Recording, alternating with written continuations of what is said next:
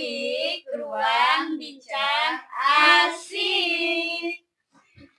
Perkenalkan, aku Zahida. Ini yang kedua kalinya aku menjadi host di sini bersama host baru kita. Saya Senandung Kesha, saya host baru di sini. Halo teman-teman semua.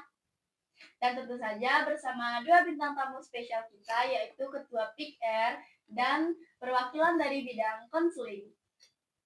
Oke, halo teman-teman semua. Sebelumnya perkenalkan, aku Khairin Rahim Lasari, biasa dipanggil Khairin. Dan alhamdulillah pada periode kali ini aku dipercayai untuk menjadi Ketua PIKR di SMK Negeri 1 Solo dalam periode 2025-2026. Halo semuanya, perkenalkan nama saya Gaby Febriani. Saya anggota PIKR di bidang konseling. Dan sedikit cerita, aku juga dulu sebelum menjadi ketua, aku juga merupakan anggota dari bidang konseling sendiri. Jadi aku sama Gaby nggak terlalu jauh intinya. Nah, berhubung dua bintang tamu kita ini sama-sama berasal dari bidang konseling, meskipun sekarang Kaiden sudah menjabat menjadi ketua, kita mau menggali kembali gimana sih kegiatan Kaiden sebelum menjadi ketua di bidang konseling.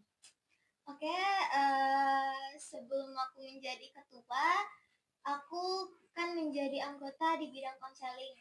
Selama 1 tahun periode di bidang konseling, aku banyak mempelajari hal-hal tentang gimana kesehatan mental remaja, gimana cara mengatasi teman-teman yang mentalnya terganggu, teman-teman yang kurang awas dengan dirinya sendiri. Intinya seru sih di bidang konseling. Dan dari Kaidin sendiri sudah pernah mendapat seperti orang yang bercerita ke Kaidin mengenai masalah hidupnya atau gimana gitu. Kaidin sudah pernah melewati itu sebelumnya di bidang konseling? Mungkin kayak konseling sebaya gitu ya? Ya. Nah, untuk konseling sebaya ke ruangan maksudnya? Kalau ke ruangan secara langsung spesifik itu belum dari diri saya sendiri, tapi ada pengalaman dari koordinator saya atau teman-teman anggota lain yang ikut ada, cuman untuk diri saya sendiri belum. Tapi untuk konseling sebaya ini kan tidak hanya di ruangan, dan saya juga udah sering mengadakan konseling sebaya secara tidak langsung dengan teman-teman di kelas. Contohnya iya, sahabat dekat kita, misalnya kayak teman dekat aku cerita tentang masalahnya ke aku, itu juga udah termasuk konseling sebaya. Teman-teman juga yang lagi nonton, misal teman-teman punya teman, dia cerita sama teman-teman tentang masalah dia, itu teman-teman udah melakukan konseling sebaya. Nah, kalau Gaby sendiri gimana sih perasaannya setelah menjadi anggota baru di bidang konseling ini? Sebenarnya sedikit agak takut gitu kan dengan mendengar cerita orang. Takut nanti kesebar secara nggak sengaja ya. Takut keceplosan gitu lagi curhat. Maklum kita kan cewek ya. Terus kayak ngerasa kurang percaya diri juga gitu mendengar cerita mereka yang ada di ruangan gitu. Ya mungkin karena masih sedikit baru ya. Iya. Ya semoga kedepannya Gaby menjadi lebih baik ya di bidang konselingnya. Iya. Terima kasih ya Gaby atas jawabannya. Nah, sekarang aku mau bertanya nih sama Kak Kairin. Apa sih Kak yang membedakan tantangan mental remaja zaman sekarang dengan generasi sebelumnya? Jadi tantangan yang paling besar yang membedakan remaja sekarang kita sama remaja yang sebelumnya itu lebih ke teknologi ya. Karena zaman dulu tuh kan teknologi belum ada, HP belum secanggih sekarang. Iya, media sosial belum banyak seperti sekarang. Nah, teman-teman tahu kan kayak cyberbullying? Tahu. Ya, Banyak di sosial. Iya betul, bully yang secara sosial media itu banyak sekarang yang melakukan kayak itu secara verbal, secara kata-kata. Itu sangat membuat remaja sekarang itu kesehatan mentalnya terganggu. Karena pengaruh teknologi ini sangat berpengaruh besar pada kesehatan mental remaja sekarang. Nah, terima kasih ya Kak atas jawabannya. Selanjutnya saya akan bertanya pada Gaby. Nah, Gaby, apa sih kecemasan yang sering disalahpahami oleh masyarakat itu? Kayak orang-orang di luar sana kayak beranggapan kayak kita itu kayak selalu negatif gitu, padahal kita nggak pernah ngelakuin hal itu gitu, kayak overthinking lah datangnya gitu. Dimana kita kayak memikirkan pendapat Iya, orang lain ke kita gitu. Nah, kalau yang kayak gitu itu bukan anxiety atau kecemasan. Yang kayak gitu itu tuh namanya overthinking. Betul, overthinking. Overthinking dengan anxiety itu berbeda. Oke. Gejala menurut kalian berdua nih, gejala kecemasan yang paling umum muncul pada remaja itu apa? Overthinking sih ya. Bisa jadi anxiety itu pertama-tamanya itu karena overthinking. Kita mikirin gimana orang melihat kita, gimana pendapat orang ke kita. Terus yang kedua itu biasanya orang anxiety atau kecemasan yang berlebihan, dia itu misal dia dalam menghadapi suatu situasi, dia tuh cemas, tapi cemasnya itu sangat berlebihan. Artinya tuh bisa jadi pas dia mengalami anxiety atau kecemasan berlebihan itu, jantung dia itu akan berdebar lebih kencang dari biasanya. Terus yang ketiga, disertai dengan rasa pusing yang menyebabkan nanti kesadaran dia terganggu. Kemudian yang keempat, anxiety ini juga memiliki gejalanya, salah satunya tekanan darahnya naik. Kalau tekanan darah menurun itu dia hipotensi alias Iya. Nah, kalau menurut kalian berdua nih, aku mau tanya lagi. Biasanya hal umum apa yang menyebabkan remaja-remaja kayak kita itu kayak overthinking, kecemasan yang berlebihan? Ya yang paling umum aja gitu. Nyangkut gak nih sama pacaran? Nyangkut sih rasanya, kayak overthinking gitu, kayak pikiran kita kalau lagi pacaran itu biasanya Ke kayak dia apalagi kalau Apalagi dia dekat sama cewek lain. iya Nah, kalau tanggapan Kairin itu, menurut Kairin kan itu tuh belum termasuk ke hubungan yang halal gitu kan. Itu tuh dari pacaran, overthinking, terus kecemasan yang berlebihan. Terkadang kan dari hal-hal kayak gitu kita bisa tumbuh kayak hal-hal yang tidak diinginkan gitu kan, takutnya. Nah, menurut Kairin sendiri itu tuh dapat menyebabkan hal buruk gak? Dari pacaran? Iya, dari pacaran terus overthinkingan, cemas. Mengenai pacaran ya, ini mungkin udah sering dibahas teman-teman, dari guru, dari orang tua, dari guru ngaji kita mungkin yang sering ngaji di rumah. Dari labelnya aja pacaran, kalau di Islam agama kita sudah haram, karena sesuatu yang mendekati zina itu haram. Nah, bukan mendekati sih ya Kak, emang udah mendekati. Betul. Belum sih sebenarnya, kalau zina itu kan yang lebih kayak free sex, bahasa bidang lainnya free sex. Kalau pacaran itu kan kayak PDKT menuju ke free sex, itu sama aja pendekatan. Nah, yang itu tuh tidak baik, haram. Dan apakah itu akan menyebabkan ke hal yang negatif? Pasti. Mungkin bukan sekarang ya teman-teman, tapi nanti akan bertahap. Cowok itu nggak akan langsung melakukan dengan langsung. Dia akan melakukan PDKT, perkenalan, dikit-dikit dulu, pegang-pegang tangan, rangkul-rangkulan. Nah, itu bisa. Makanya ganteng-gantengan. betul sekali. Makanya untuk teman-teman yang nonton, kalau bisa hati-hati sama pacarnya, dan kalau bisa jangan berpacaran, putusin lah. Karena masalah yang kedua tadi, apakah overthinking itu sama kecemasan menyebabkan merusak kita juga? Sangat merusak. Misal nih, merusak mental. merusak mental kita juga. Misal kayak nih, aku punya cowok nih, misal cowokku ini dia akrab sama cewek lain. Nah, kita kan jadi overthinking, betul. Nah, kalau kita overthinking, kita mikirannya ke dia terus. Dia lagi ngapain ya dia sekarang? Apa dia lagi suka sama cewek lain? Apa lagi bercanda sama cewek lain? Biasanya overthinking itu bisa bikin berat badan kita turun karena kita banyak lupa makan gitu. Yang pertama, overthinking dari mikirin cowok tadi itu yang pertama, iya betul. Berat badan kita bakal turun. kondisi kesehatan kita sangat menurun Melemah. nanti. Terus Kondisi prestasi kita juga di sekolah akan menurun karena pikiran kita nggak Nggak konsentrasi. fokus lagi ke Nggak fokus Kayak ke dia aja hal yang pelajaran. seharusnya pikirannya kita Hmm, jalani. gitu. Lebih tepatnya kayak gitu. Lanjut ya kak. Bisakah kakak memberikan contoh situasi yang sering muncul atau memicu anxiety di rumah kakak? memicu.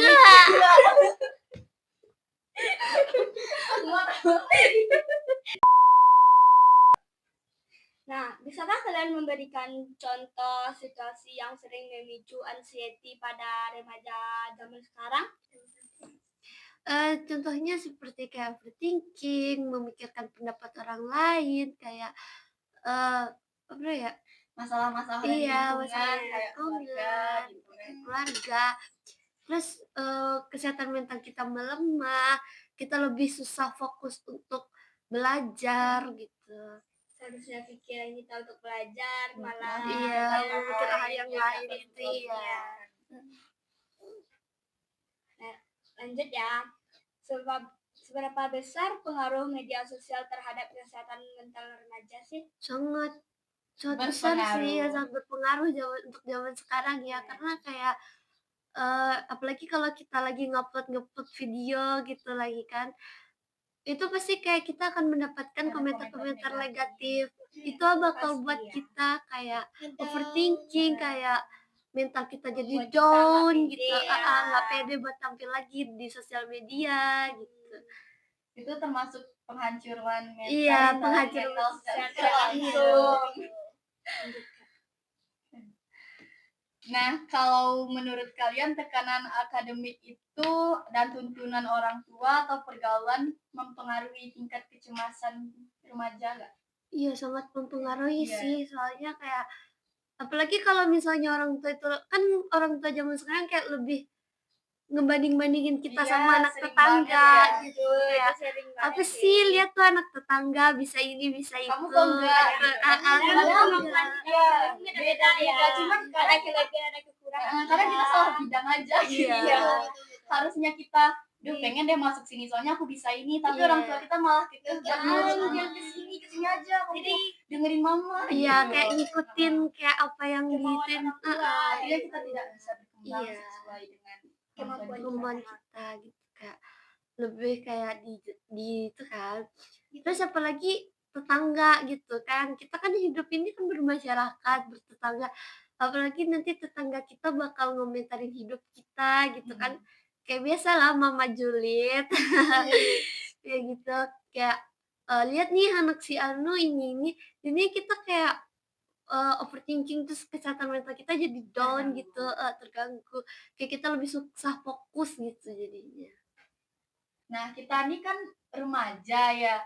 Terkadang kita tuh ngerasa kayak sulit atau malu gitu buat berbagi cerita mau sama teman ataupun keluarga sendiri. Biasanya apa sih yang buat kita kayak gitu gitu? biasanya kurang percaya gitu loh sama orangnya gitu. takut disebar Iya, gitu takut ya. disebar. Walaupun udah teman dekat Iya. sih. Pengalaman kayak diambil aja dari pengalaman saya pribadi gitu kan, kayak saya kan punya sahabat ya, jadi kita tuh kayak dekat gitu, sering cerita keluarga atau sharing-sharing tentang keluarga atau pacar atau ya begitulah. Terus saya sering cerita kan ke teman-teman saya nggak tahu, saya percaya kan sama dia kalau iya, saya percaya kalau dia nggak bakal nyebar nih, karena dia pasti ya teman dekat sendiri bakal nyebar gitu. Terus ternyata kayak udah saking lamanya saya cerita ke dia gitu, udah saya percaya banget ya, ternyata dia nyebarin apa yang saya ceritain itu ke teman-teman sekitar dia. Jadi dari situ saya kurang pede buat kayak mulai bercerita. mulai bercerita lagi. Nah, kalau seandainya Kairin atau Gibi nih, kalau misalnya dapat orang kesini atau secara pribadi ada yang mau cerita, aku mau cerita, gimana sih tanggapan kalian yang bakal baik dan dapat merasa orang itu didengar gitu? Untuk respon kami sebagai konselor sebaya, pastinya yang pertama itu kami akan mendengarkan dengan baik. Ya kami tidak akan menghakimi sepihak dulu. Kita dengerin dulu ceritanya sampai habis, lalu baru kita kasih solusi gitu. Siapa tahu kita salah kasih solusi ya. Iya, takutnya nanti salah kasih solusi kan. Ya belum selesai Cerita ya, tiba-tiba kita kita kasih solusi, takutnya Tapi- salah gitu. Iya, tapi emang sebenarnya yang kita butuhin pertama kali itu didengarkan dulu. Masalah responnya baik atau enggak itu harus belakangan, iya. karena yang penting kita harus didengarkan dulu agar emosi kita tersalurkan dan kita Kita jadi lega. lebih lega. Betul. Soalnya nggak ada lagi yang nunggu. Iya, betul. Bagaimana sih cara orang tua atau teman kita memberikan ruang aman untuk kita berbicara atau curhat sih? Diskusi. Kalau untuk orang tua sih lebih nggak usah ngebandingin ke tetangga gitu. Ke orang-orang. Lebih kayak dengerin dulu apa yang ini anaknya mau cerita gitu ke orang tua gitu. Lebih kayak mendengarkan lah cerita anak itu, kayak nggak usah ngebandingin anak gitu. Boleh ngebandingin tapi nggak usah terlalu ditekan gitu. Karena kita sebagai anak juga karena kita sebagai anak juga punya passionnya masing-masing, Iya. bidang kesukaannya masing-masing. Siapa tahu kita lebih dalam bidang ini Iya. yang dibandingkan sama kita itu tidak mampu dia di dalam bidang Iya. itu gitu. Terus kalau untuk teman sih kayak apa ya? Kayak lebih dengerin dulu ya. Dan juga berusaha untuk enggak ember ke Iya, nggak ember. orang lain gitu. Nah, kan pembahasan kita ini kecemasan atau anxiety ya. Iya. Apa sih hal yang mudah dilakukan remaja untuk mengurangi kecemasannya gitu? Apa? Yang pertama sih untuk mengurangi kecemasan itu kan biasa timbul karena kita belum ngelakuin sesuatu. Kita mau ngelakuin sesuatu belum kita lakuin, tapi kita udah mikir duluan kayak Ini ini ada risikonya ini nggak? ada resikonya atau enggak, ini bakal bikin kita sakit atau enggak. Nah, Takut sebelum kayak bertindak. iya. betul, takut sebelum bertindak itu yang harus kita kurangi dengan cara mulai berpositif thinking. Percayalah teman-teman yang lagi nonton, cobalah lakuin dulu apa yang masih ada di pikiran kalian, rencana yang ada di pikiran kalian. Setelah kalian coba jalanin, rasakanlah bahwa apa yang kalian pikirkan itu sebenarnya enggak seburuk itu. Iya, enggak seburuk itu dan enggak setakut itu. Ya Dan itu emang malah lebih mudah. emang gitu. apa-apa tuh kita butuh keberanian. Iya, keberanian dan positif thinking. Gitu sih cara yang pertama. Ya kayak apa sih, dilakuin aja dulu, nanti kalau misalnya buruk atau enggak itu kayak tergantung kitanya lagi.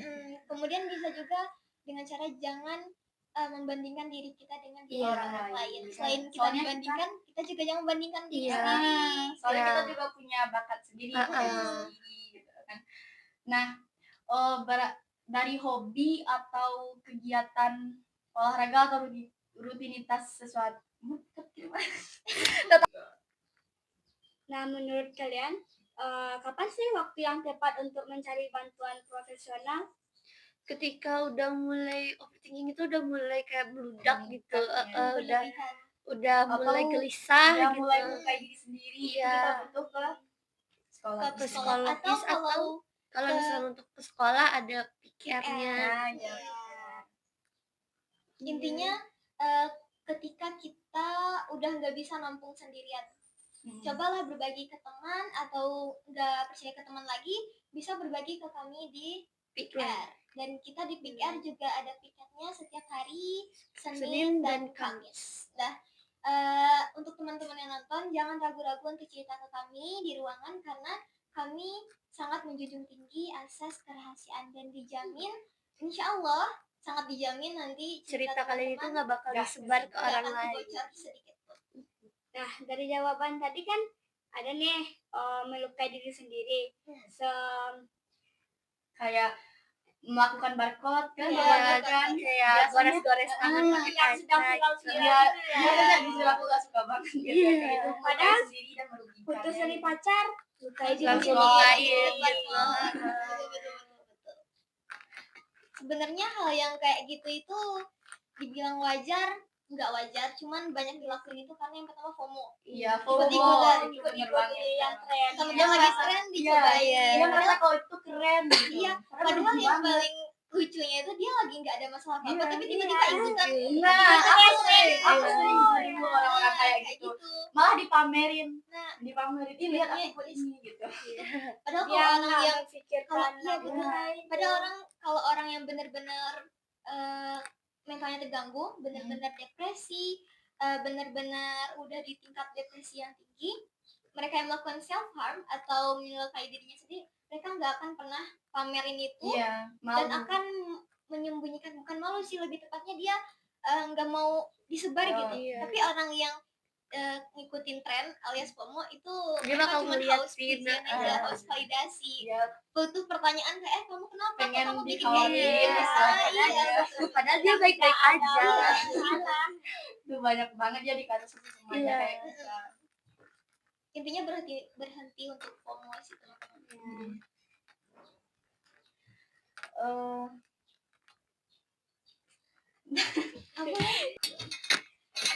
Nah, apa hal pertama yang pengen kalian sampaikan sama teman-teman sebaya kita tentang yang sedang merasa kewalahan dengan gangguan kecemasan? Yang pertama sih jangan takut bercerita ya. Apalagi kan kita udah menyediakan pick air gitu. Kita bisa langsung cerita ke pick air. Jangan takut buat cerita ke pick air. Karena di pick air itu udah aman sih menurut saya ya. Udah nggak akan kesebar gitu cerita-cerita kalian. Atau kalau misalnya kalian takut untuk ke pick air, kalian bisa ke psikolog ya. Iya, tapi kalau ke psikolog pasti Mahal. membutuhkan Iya. biaya. Tapi kan kalau misalnya takut, Kalau aku menghadapi gangguan kecemasannya ya digoreng. Oh iya, betul. atau juga bisa cerita ke teman yang emang mungkin kita percayai dan Apa gak akan melakukan menyebar hobi. gitu. Tapi Ya. hati-hati dalam memilih teman Nah, cerita iya. sih. Takutnya nanti kalian udah asik-asik cerita tiba-tiba disebar. Dia punya teman dekat selain kita. Jadi Iya. ada kita teman dekat dia itu. Betul. Terus yang kedua itu dari aku mungkin berhenti FOMO. Terus berusaha untuk berpikiran positif, karena teman-teman percayalah apa yang teman-teman pikirin sekarang Itu enggak seburuk itu yang akan membuat masa depan kalian hancur. itu yang akan terjadi di waktu selanjutnya. Karena maka banyak-banyaklah kita untuk berpikiran positif. Semoga nanti aku pulang dengan selamat, di jalan baik-baik, dan misalnya nanti itu yang akan terjadi. Makanya kalau teman-teman mikirin hal-hal yang buruk, nggak akan salah lah kalau misal hal buruk yang teman-teman pikirin itu yang akan terjadi, karena kita udah mengontrol otak kita untuk memikirkan hal itu gitu. Terus juga sedikit spoiler, bukan spoiler sih, lebih tepatnya kayak sedikit iklan mungkin. Jadi buat teman-teman tadi disampaikan lagi kan mungkin teman-teman takut buat cerita ke PR, teman-teman boleh banget buat cerita di NGL kami. Iya, setiap malam minggu. Itu ada dari jam 7 sampai jam 10 malam. Ya. Teman-teman boleh ngisi linknya dan bercerita sepuas-puasnya. Dan kami juga tidak akan merespon dengan hal seperti menghakimi, tidak akan. Mungkin kita akan merespon dengan sebaik mungkin dan juga senyaman teman-teman. Intinya jangan ragu untuk cerita ke siapapun. Nah, ini udah pertanyaan terakhir aja ya. Apa sih yang bisa kalian berikan satu pesan untuk para pendengar remaja yang sedang berjuang saat sekarang? Kalau untuk teman-teman sih nggak usah ragu dan takut ya. Mari bercerita gitu, nggak usah dipendam sendiri aja gitu masalahnya. Mari berbagi cerita ke teman-teman sebaya kalian. Dan juga mungkin diulangi lagi, jangan FOMO. Boleh FOMO, tapi FOMO-nya ke hal yang baik, hal yang positif. Contohnya ikut kami di PR itu hal yang baik juga. Iya, kalau emang ada FOMO ya. Iya, kalau nggak FOMO. Tapi kalau FOMO-nya kayak barcode, hal yang negatif. Hal negatif jangan deh. Nah, waktunya main nih. Main Apa tuh?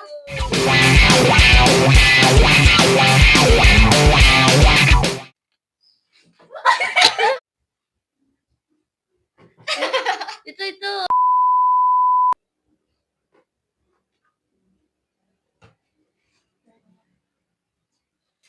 Nah, ini nih game kita lempar dadu. Nah, sebelum kita lanjut ke permainan, aku kasih tahu dulu ya cara mainnya, peraturannya. Nah, pertama kalian akan melempar dadu. Misalkan kalian dapatkan angka nomor 4 nih, Gaby dapat. Gaby bisa memilih pertanyaannya A atau B gitu. 4B atau 4A. Iya. Oh, iya. Nah, kita lanjut ya permainannya. Boleh aku dulu? Mulai dari Aku dulu boleh. Ya, boleh. 2. kedua. Nomor 2. 2B atau 2A? Nah, karena nama aku nggak ada huruf B-nya, pilih aja. Oke.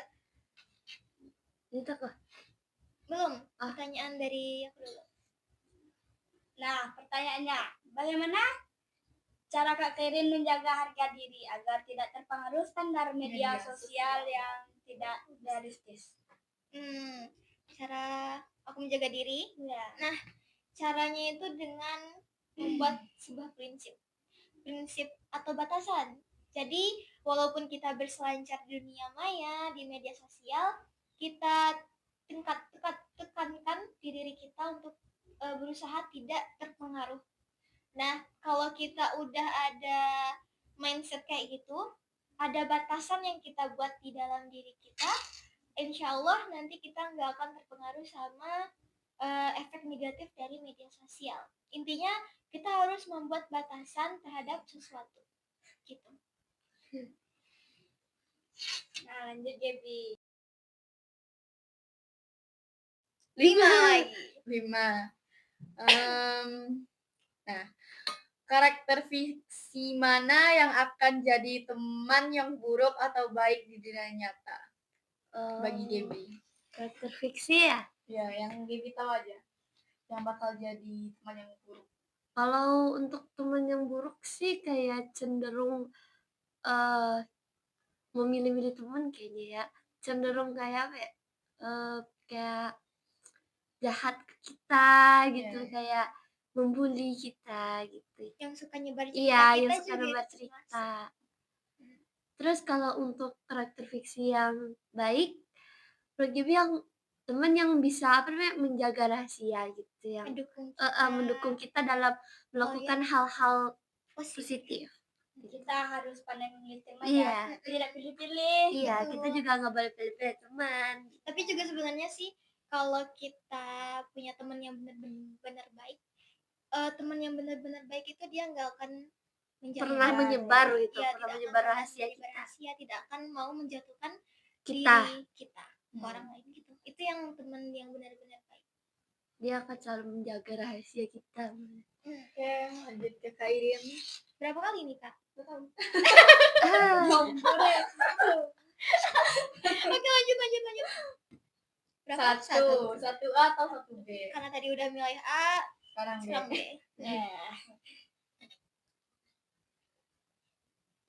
Nah, pertanyaannya, apa tantangan terbesar remaja saat ingin mencari bantuan konselor atau psikolog, dan bagaimana cara mempermudah langkah itu?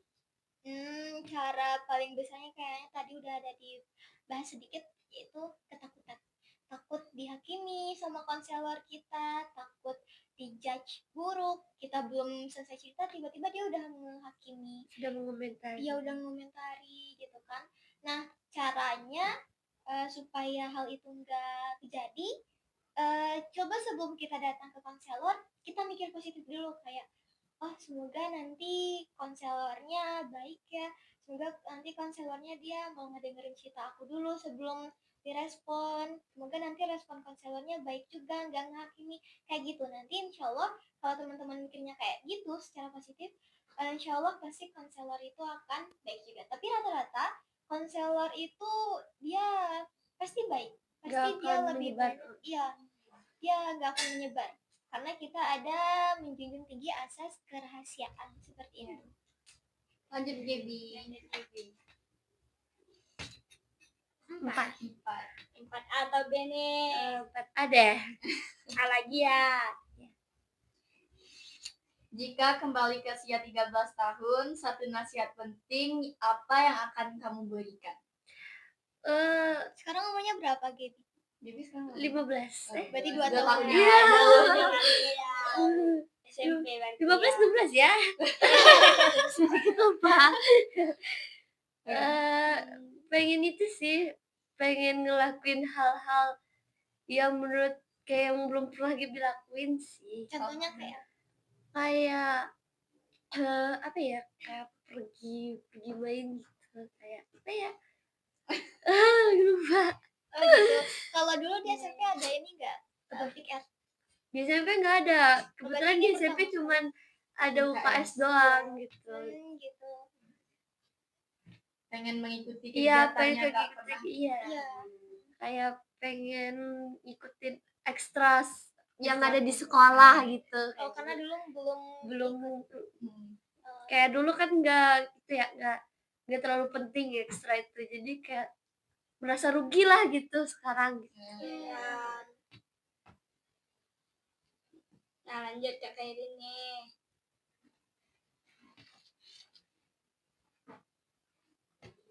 lima. Nah, 5 apa Bene? Oh, tadi Gaby udah milih apa 5-nya? 5. Oh Berarti iya. aku 5B.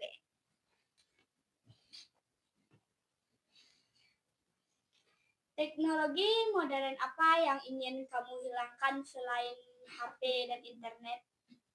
Dan apa dampak lucu dari hilangnya teknologi itu? Dampak lucunya. Kalau teknologi yang pengen aku hilangin kayaknya teknologi. Kalau fitur itu termasuk teknologi nggak? Fitur di HP. Iya, Termasuk. Nah, aku pengen banget bukan ngejudge ya, cuman andai aja dulu nggak ada fitur kayak yang bisa membuka jendela secara banyak, misal kita lagi buka WA atau Google, terus bisa buka yang lain. Nah, kayak gitu. Karena hal kayak gitu itu berdasarkan pengalaman aku sendiri itu memicu kecurangan dalam ujian. Nah, itu secara daring. Iya. Kayak gimana ya, kalau bisa aku ngilangin sesuatu, mungkin aku pengen ngilangin fitur itu, karena fitur itu sangat ngerugiin bukan hanya aku tapi ngerugiin orang-orang yang jadi jujur. malas belajar. Jadi Iya, malas belajar kan belajar juga. sekarang kita kan bisa kayak gitu. udah ada, Iya, apalagi zaman sekarang udah ada AI gitu ya. betul. Terus apa dampak lucunya dari dihilangkan fitur itu bagi Kairin? Kalau dampak lucu mungkin apa ya, mungkin mereka yang suka kayak gitu dia Jadi lebih sering belajar gitu. nggak akan bisa untuk Memahami. cheating lagi, untuk curang lagi, nggak Terus bisa. tiba-tiba pas lagi buka fitur kayak gitu, Tiba-tiba ujiannya nggak- hilang. bisa Soalnya aku pernah ngalamin ya. Ceritain pengalaman nih. oh gitu, pantas kayak gitu. Tapi nggak berendah kok. Ini plot twist yang kedua kalinya sih. Berakhirnya permainan yang kita mainkan ini, maka berakhir juga podcast kita pada kali ini. Mari kita rangkum sedikit isi podcast kita kali ini, yaitu bagi teman-teman di luar sana yang merasakan gangguan kecemasan atau mental yang kurang sehat, jangan ragu untuk bercerita kepada keluarga, teman, atau bisa juga kepada guru. Tentu saja dalam hal tersebut teman-teman jangan lupa untuk memilih teman cerita yang dipercaya dan hati-hati terhadap hal tersebut. Kita ucapkan terima kasih kepada dua bintang tamu spesial kita, yaitu Kairin dan Gaby. Dan podcast kita pada kali ini kita tutup sampai sini. Sampai jumpa. Bye bye.